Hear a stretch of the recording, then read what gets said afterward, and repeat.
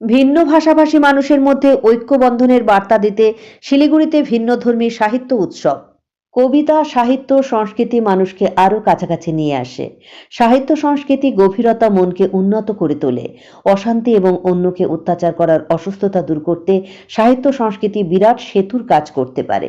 শনিবার শিলিগুড়ি হিলকার্ট রোডে একটি হোটেলে দার্জিলিং লিটারেরি ফেস্টিভ্যাল 2024 আয়োজন করে এই বার্তায় দিলেন বিশিষ্ট কবি সুলেখা সরকার। কেয়ার অফ দার্জিলিং এর সম্পাদক হলেন সুলেখা সরকার। গত বছরও তিনি এই ধরনের সাহিত্য অনুষ্ঠানের আয়োজন করেন। গত বছর বাংলাদেশ থেকেও প্রতিনিধিরা সেখানে উপস্থিত হয়েছিলেন। এবার অস্থিরতার জন্য বাংলাদেশ থেকে কোনো প্রতিনিধি সেখানে উপস্থিত না হতে পারলেও নেপাল, ভুটান সহ বিভিন্ন রাজ্য থেকে প্রতিনিধিরা সেখানে উপস্থিত হয়েছিলেন।